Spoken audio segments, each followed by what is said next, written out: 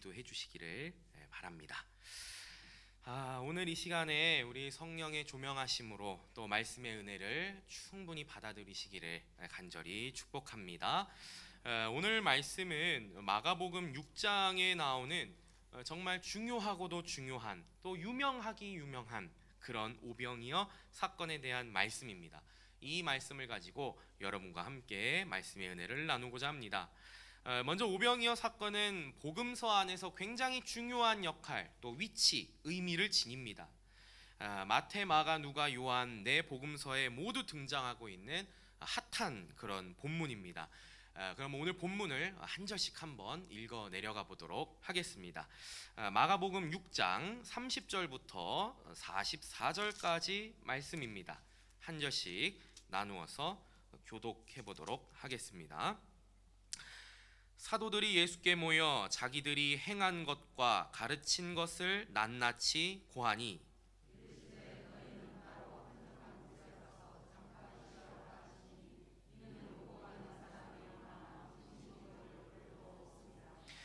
이에 배를 타고 따로 한적한 곳에 갈새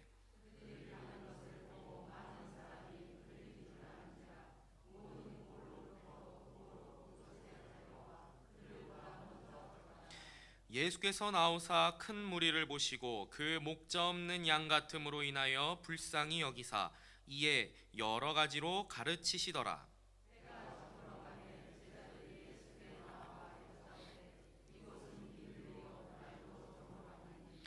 무리를 보내어 두루 촌과 마을로 가서 무엇을 사 먹게 하옵소서.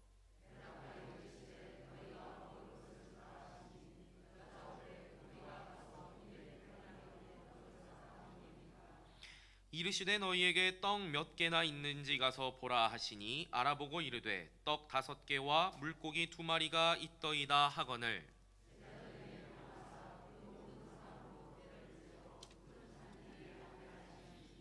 때로 100명씩 또는 50명씩 앉은지라.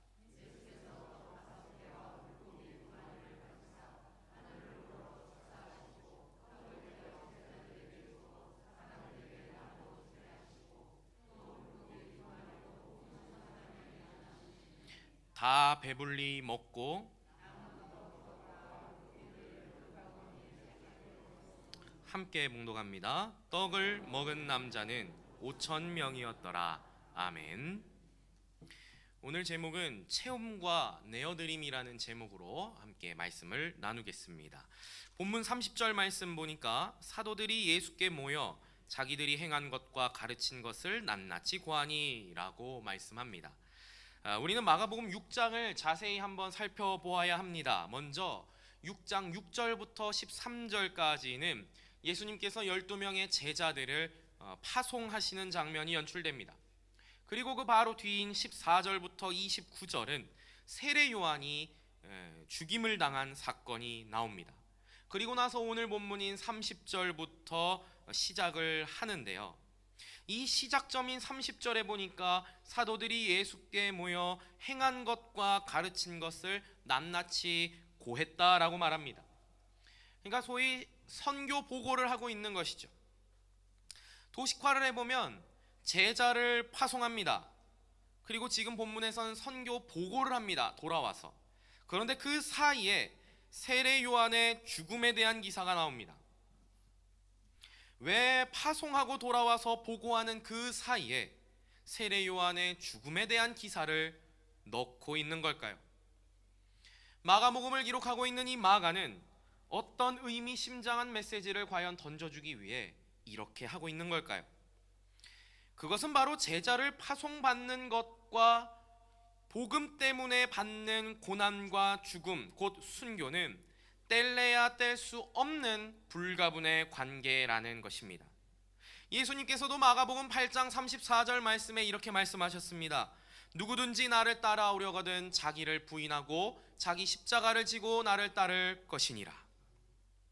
즉 예수님을 따르려는 사람이라면, 예수님의 제자라고 한다면 세례 요한과도 같은 운명까지 감수할 수 있어야 한다라는 것입니다.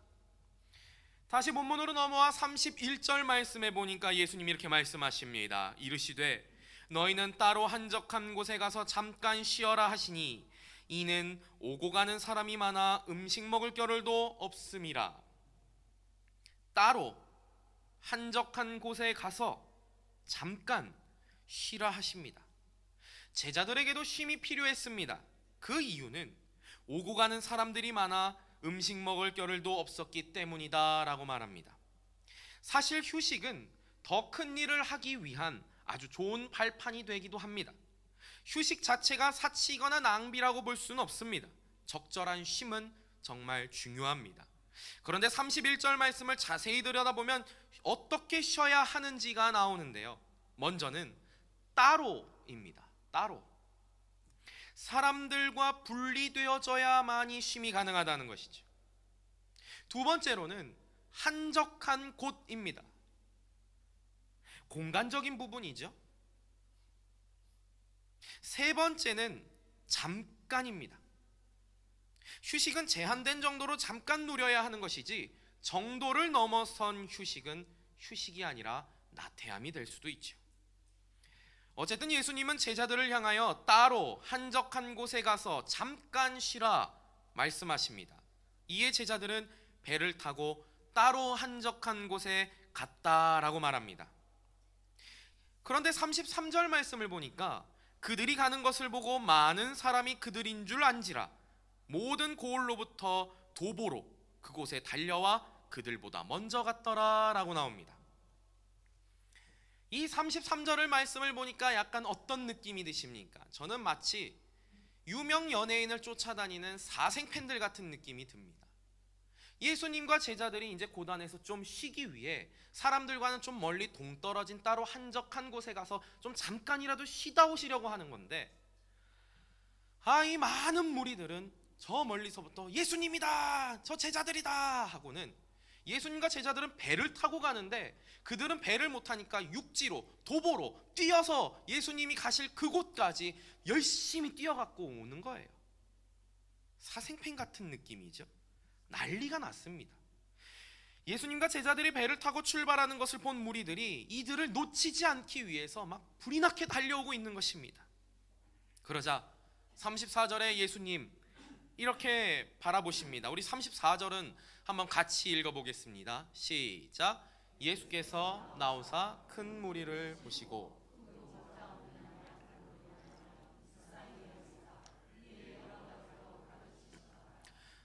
쉼을 가져야 할 예수님과 제자들인데 그 쉼마저 허락하지 않고 사생팬들처럼 달려드는 수많은 군중들을 보며 예수님이 어떻게 바라보십니까? 불쌍히 여기십니다. 불쌍히. 저 같으면 저기 오늘은 쉬는 날이거든요, 내일 다시 오세요 라고 한다든지, 저도 좀 쉽시다 사람인데 라고 한다든지, 물론 마음속으로 그랬겠죠. 그런데 예수님은 불쌍히 여기셨다는 거예요. 목자 없는 양같이 그들을 긍휼히 바라보셨다는 거예요. 그리고 가르치셨다는 것이죠. 그리스도 예수의 복음을 가르치셨다는 것입니다. 예수님은요 그 무리들을 목자 없는 양같이 바라보셨어요. 양에게 목자가 없으면 어떻게 되겠습니까? 방향 감각도 없고 공격적인 무기도 없고 눈도 잘 안 보이는 이 양이 거친 들판 야생 속에서 살아갈 수가 있을까요? 방황하며 헤매이지 않겠습니까? 먹을 것도 제대로 찾지 못하는 양이 굶주려 죽진 않을까요? 당시 수많은 군중들이 마치 이렇게 방향도 없이 목적도 없이 인도자를 잃은 것처럼 살아가는 모습이었다는 것이죠. 그래서 예수님은 불쌍히 여기셨고 그런 그들에게 그리스도 예수의 복음을 전하신 겁니다. 35절과 36절을 이어서 보니까 이렇게 나옵니다. 때가 저물어 가매 제자들이 예수께 나와 여짜오되 이곳은 빈들이요 날도 저물어 가니 무리를 보내어 두루 촌과 마을로 가서 무엇을 사 먹게 하옵소서. 벌써 날이 저물었습니다. 장소는 어디입니까? 한적한 곳입니다. 마을과는 좀 동떨어진 인적이 드문 그런 곳입니다. 출출해진 시간이 됐습니다. 제자들이 예수님께 이렇게 말하는 것입니다. 예수님, 밥 먹을 시간인데 이제 그만 저 무리들을 좀 내보내시죠. 알아서들 밥들 먹고 오라고 하시죠 라고 제자들이 얘기를 하는 거예요. 그런데 여러분, 예수님과 제자들이 도착한 이 장소는 쉼을 얻기 위한 장소였습니다. 한적한 곳이에요. 인적이 드문 따로 떨어진 곳이라는 거예요. 해는 떨어졌고 주변에 마을도 없는데 어찌 해야 되겠습니까?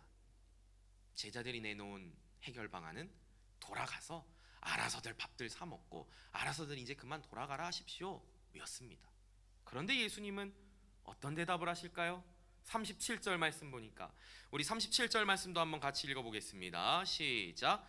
대답하여 이르시되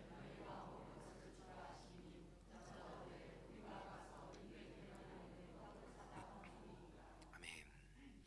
무리들에게 알아서들 식사하고 해결하고 오도록 하자던 제자들을 향하여서 예수님이 이렇게 말씀하세요. 너희들이 다 먹여라. 너희들이 저 무리들을 다 먹여라 말씀하세요. 물론 아주 불가능한 일은 아닙니다. 아주 불가능한 건 아니에요. 뭐 지금이라도 불이 나게 제자들이 막 뛰어다니면서 마을에 뛰어다니면서 먹을 걸 구해오고 사오고 하면 되겠죠. 하지만 비합리적이죠. 합리적이진 않습니다. 시간과 물질이 들잖아요. 지금 모여있는 이 모든 사람들을 먹이려면 200데나리온이 필요하다라고 말합니다. 한 데나리온을 뭐 지금 돈으로 10만 원만 잡아도 200데나리온이면 2천만 원이에요. 5천 명의 남성들이 모였다고 하는 그 단서 속에서 볼 때 5천 명이 2천만 원의 돈을 가지고 밥을 먹으려면 4천 원짜리 식사를 한 겁니다. 그만큼의 돈이 필요하다고 지금 제자들이 예수님께 말하는 거예요. 예수님이 뭐라고 답하실까요? 38절 말씀 보니까 이르시되 너희에게 떡 몇 개나 있는지 가서 보라 하시니 알아보고 이르되 떡 5개와 물고기 2마리가 있더이다 하거늘. 저 같으면 굉장히 불평, 불만, 투덜 노이해, 도무지 이해가 되지 않아요. 예수님 무슨 생각이시지? 한두 명도 아니고 10명도 아니고 100명도 아니고 1000명도 아니고 5000명이 넘는 사람들인데 먹을 걸 찾아보라고 내놨더니 떡 5개와 물고기 2마리가 전부인데 예수님 도대체 무슨 생각이시지? 왜 이렇게 우리를 힘들게 하시지? 불평 불만했을 거예요. 티는 안 내도 마음속으로 말이죠. 그런데 예수님은 지금 현재 모여있는 이들이 가지고 있는 그것에 초점을 맞추시는 거예요. 그리고 그들이 가지고 있는 그것을 통하여서 기적을 베푸시고 일을 행하시더라는 거죠. 제자들은 불가능하다고 여겼을 거예요. 하지만 예수님은 불가능을 가능하게 만드십니다. 과연 어떤 일이 벌어졌을까요? 39절에 보니까 제자들에게 명하사 그 모든 사람으로 떼를 지어 푸른 잔디 위에 앉게 하시니, 예수님께서 제자들에게 명령을 내리십니다. 모든 사람들로 떼를 지어 푸른 잔디 위에 앉게 하라. 여러분, 이 구절 보면 떠오르는 찬양 혹은 떠오르는 구절 없으십니까? 푸른 잔디 위에 도란도란 앉아서 예수님 주시는 음식을 받아 누립니다. 푸른 잔디 위, 푸른 풀밭, 맑은 시냇물가로 나를 늘 인도하여 주신다. 시편 23편에 나오는 그 선하신 목자가 지금 예수님과 오버랩이 되는 거예요. 그 유명한 선한 목자, 예수님, 우리를 푸른 풀밭 위에 앉히시고 먹을 걸 공급하시고 필요를 채우시는 예수님, 그 예수님이 지금 오버랩되고 있는 거예요. 40절에 보니까 때로 100명씩 또는 50명씩 앉은지라. 무리들을 100명씩 50명씩 앉힙니다. 남자만 5,000명이었다고 하는데 여성들과 아이들까지 합치면 5,000명 이상이었겠죠. 그래서 100명씩 50명씩 무리를 지어 앉히시는 겁니다. 구약에 보면은요, 출애굽 후에 모세가 광야에서 이 이스라엘 백성들이 수천 명이 되잖아요. 수많은 사람들이 몰려오잖아요. 있잖아요. 그 구약에서의 모세는 이스라엘 백성들을 1000명씩, 100명씩, 50명씩 이렇게 공동체를 이루게 합니다. 그리고 그 가운데에 지도자들을 세우죠. 천부장, 백부장, 50부장, 10부장, 이게 지도자들을 세우죠. 따라서 예수님이 지금 이렇게 100명씩 50명씩 무리를 지어 나누게 하시고 하는 이런 모습들은 마치 과거 출애굽 시대 때에 하나님께서 그 광야에서 이스라엘 백성들에게 만나와 메추라기를 먹이셨던 그 기적적인 사건이 생각나게 해줍니다.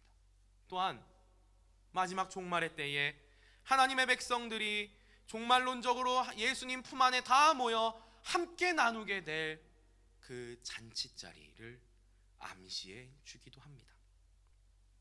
41절에 보니까 예수님이 이렇게 하십니다. 예수께서 떡 5개와 물고기 2마리를 가지사 하늘을 우러러 축사하시고 떡을 떼어 제자들에게 주어 사람들에게 나누어 주게 하시고 또 물고기 2마리도 모든 사람들에게 나누시매.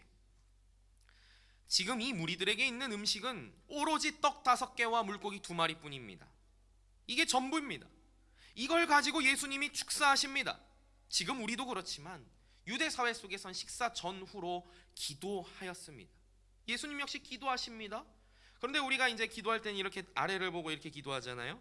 근데 예수님은 하늘을 우러러보시면서 축사를 하시는 거예요. 뭐라고 축사하며 기도하셨을까요? 그 내용은 나와 있지 않아요. 그러나 우리는 상상을 해볼 수 있겠죠. 상상은 여러분에게 맡기겠습니다. 이 기도를 마치신 후에 제자들을 통하여 많은 사람들에게 다 나누어 주게 하십니다. 이제 어떤 일이 벌어졌을까요? 굉장히 간결하고도 절제된 표현으로 42절에 보니까 이렇게 나옵니다. 다 배불리 먹고 끝이에요. 뭐 부연 설명 뭐 이렇군 저렇군 뭐 어떻게 됐고 저렇게 됐고 뭐 이런 말 없어요. 그냥 다 배불리 먹고 끝입니다. 소외된 자 없이 남녀노소 누구나 다 예수님 때문에 모여든 그 모든 사람들이 다 배불리 먹었다는 거예요. 그런데 구약의 율법에 의하면 음식 정결법이 있습니다. 정결한 자가 정결한 방법으로 정결한 음식을 먹어야지만이 가능합니다. 부정한 자가 부정한 음식으로 부정한 방법으로 배제됩니다. 그런데 오늘 예수님 때문에 모인 이 모든 사람들에게는 배제되는 사람 없이 구약의 율법에 의하여 배제되고 쫓겨나가는 자 없이 모두가 다 배불리 먹고 무려 12바구니가 차고 넘치는 은혜가 있었던 것입니다. 43절과 44절에 보니까 남은 떡 조각과 물고기를 12바구니에 차게 거두었으며 떡을 먹은 남자는 5,000명이었더라 라고 말합니다. 이렇게 모두를 만족시키는 잔치일 뿐만 아니라 12바구니가 차고 넘친 것이죠. 놀라운 일이 눈앞에서 벌어진 것입니다. 이렇게 해서 우리는 오늘 본문의 이야기를 쭉 한번 살펴봤습니다. 저는 오늘 여러분과 함께 이 말씀을 가지고 2가지를 삶에 적용시켜 보길 원합니다. 첫 번째는 채움입니다. 채움. 마가복음 6장에서 오늘 본문이 가지고 있는 특징이 하나 있습니다. 바로 앞본문에 나오는 세례 요한과 죽음, 이 사건과 연결되는 특징입니다. 세례 요한이 죽은 사건과 오병이어 사건이 무슨 관련이 있는가? 관련이 있습니다. 세례 요한의 죽음 이야기는 헤롯의 생일 잔칫날 벌어진 겁니다. 장소는 헤롯이 살고 있는 그 멋진 궁전이었겠죠. 그곳에 모인 수많은 사람들은 누구였냐면 귀인들, 천부장들, 대신들이었습니다. 소위 엘리트층들, 최고위층들이 모인 것입니다. 풍족하고 넘치는 음식들, 많은 양의 술들, 또 어떤 젊은 여성, 노래와 춤, 이런 것들이 헤롯의 잔칫날 세례 요한의 죽음 기사 속에 등장합니다. 이 모든 것들은 다 헤롯 자신의 지지 기반의 약함을, 정치적인 약점을 보완하기 위해 많은 대신들을 불러놓고 했던 잔치였기에 얼마나 거창하고 거대하게 했겠습니까? 그런데 그 잔치 속에서 불의하게도 세례 요한이, 그 의로운 자가 죽임을 당합니다. 반면 오늘 우리가 읽었던 이 오병이어 사건 속에서 예수님은 놀라운 은혜를 베푸십니다. 헤롯의 이 생일 잔치와 예수님이 펼쳐주신 오병이어 이 잔치가 대조가 되고 있죠. 상반되고 있죠. 먼저 예수님의 베푸신 이 오병이어의 잔치 속에서의 장소는 갈릴리 언덕, 야외 완만한 언덕, 푸른 그 잔디 위입니다.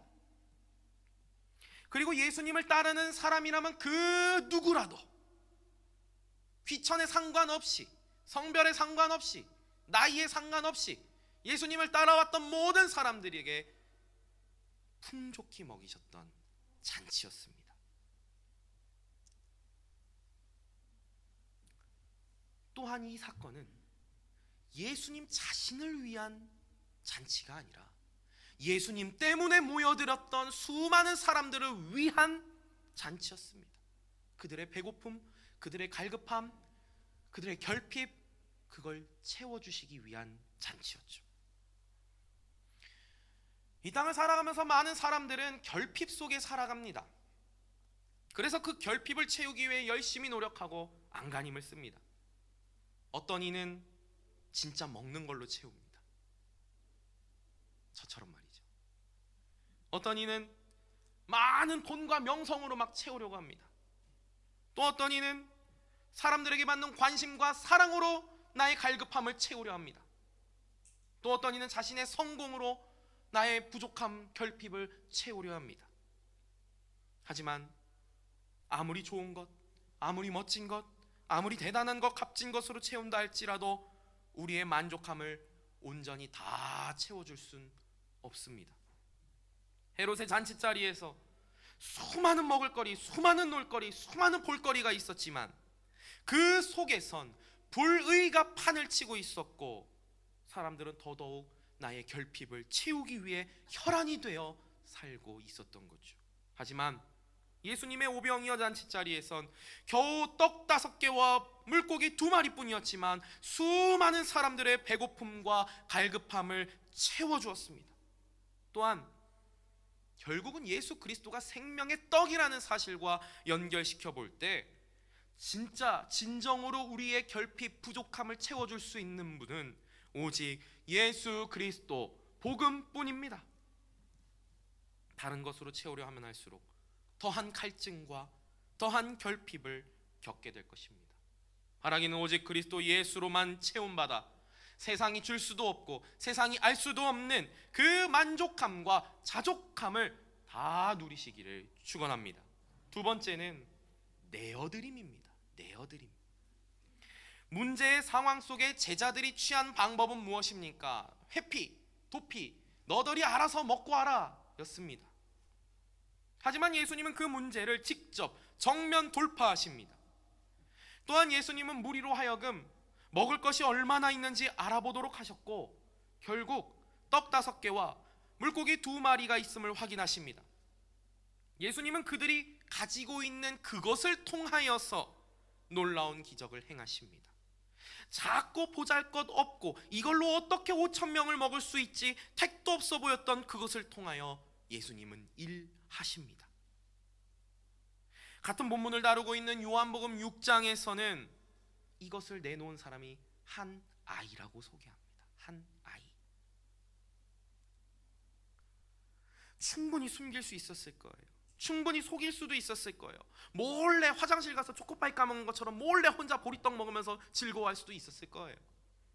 그런데 기꺼이 내어놓죠. 한 아이. 저도 아이를 키워보지만 이 둘째 아이가 이제 3살인데 먹을 걸 주면 안 놔요. 요만한 거 처음에는 요만한 걸 줬다가 이만한 걸 줬다가 이만한 걸 주면 다 입으로 그냥 막 들어가요. 막 자기 몸보다도 큰 걸 막 입으로 다 꾸겨 넣어요. 이렇게. 근데 이 요한복음 6장에 나온 한 아이가 그것을 내어놓기까지 얼마나 큰 갈등과 고민이 있었을까요? 근데 그 내어드림을 통하여 예수님은 일하셨고 놀라운 기적을 보이셨고 5,000명이 먹고도 12바구니가 차고 넘치는 은혜가 펼쳐졌던 것입니다. 우리는 내어드림이 필요합니다. 내어드림이라는 것을 오해하지 마세요. 내어드린다는 것이 뭐 다 포기하고 다 버리고 다 팔고 막 이런 게 내어드림이 아닙니다.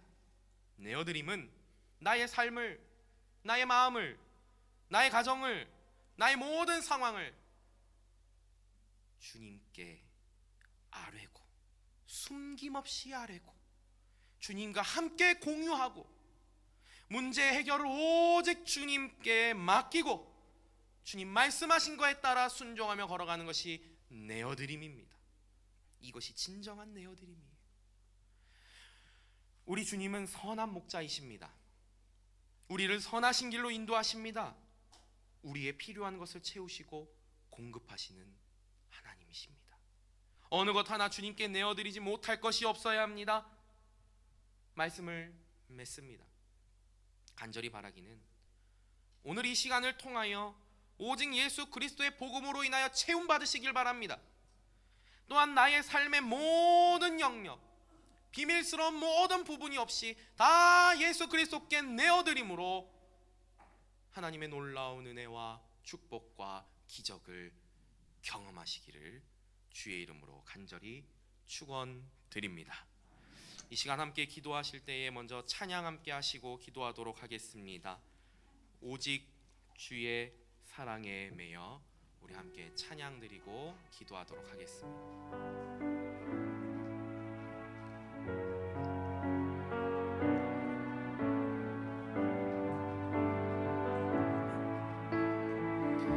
오직 주의 사랑에, 오직 주의 사랑에 내 영 기뻐 노래합니다.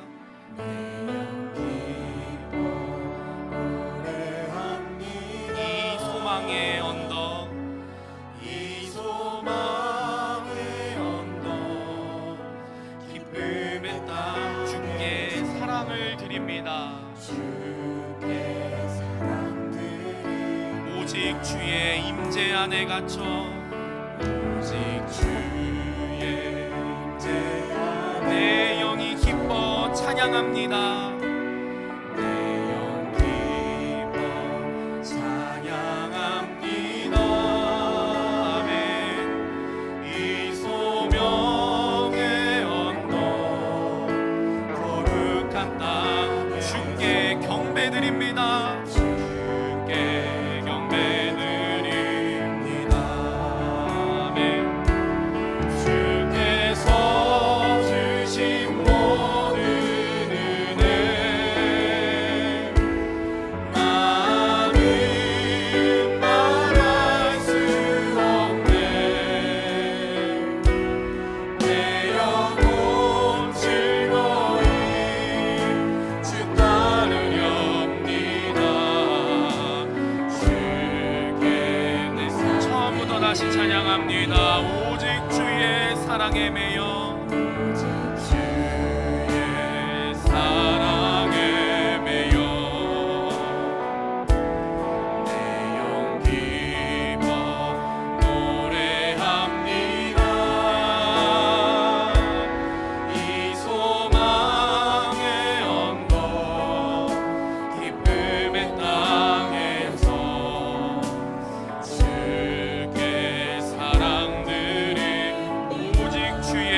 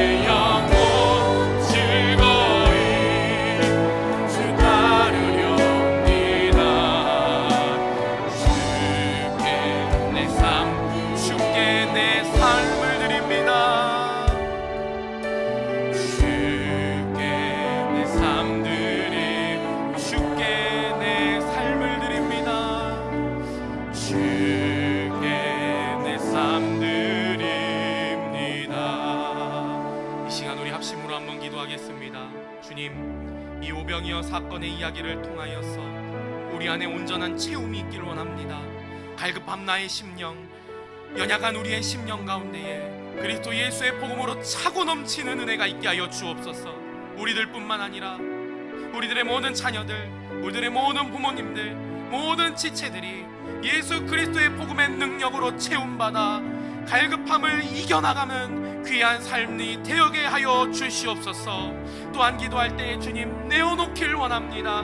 여전히 내가 숨기고 있고 여전히 이건 내 분야고 나의 일이라고만 치부했던 모든 것들을 다 주님 앞에 내어놓길 원합니다. 나의 모든 가정의 문제도, 나의 모든 자녀들의 문제도, 경제적인 어려운 모든 것들까지도, 나의 건강까지도 다 주께 내어놓고 맡기길 원하오니 주여, 연약한 우리의 모든 심령을 살피시고 온전케 채워 주시옵소서. 주의 이름 한번 크게 부르짖고 합심으로 기도하시겠습니다. 주여,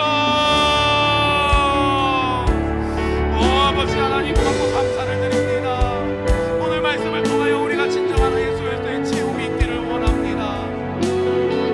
주님이 주시는 말씀의 능력으로, 성령의 능력으로 채움받기를 원합니다. 세상이 줄 수도 없고 세상이 알 수도 없는 그 평강과 그 은혜가 우리에게 있게 하여 주시옵소서. 우리는 여전히 결핍 속에 살아갑니다. 여전한 갈증과 갈급함 속에 살아갑니다. 주여, 이 연약한 우리를 살펴주시고 그리스도 예수의 복음의 능력을 힘입어 나가게 하시고 예수 그리스도의 복음의 능력과 말씀의 능력으로 채움받게 하여 주시옵소서. 우리가 온전히 내어드리기를 원합니다. 나의 모든 걸 주님께 내어드리기를 원합니다. 나의 삶도, 나의 영혼도, 나의 건강도, 나의 가정의 문제도, 나의 자녀들의 문제까지도, 나의 일터도 다 하나님 앞에 내어 맡기길 원하오니 주님, 선하신 길로 인도하여 주옵소서. 선한 목자 되시는 주님께서 온전하신 길로 인도하여 주시옵소서. 아버지 하나님, 감사합니다. 우리가 그 기쁨의 언덕 가운데 나아가기를 원합니다. 우리를 붙들어 주시고 모든 성도님들을 붙들어 주시옵소서. 아버지, 주여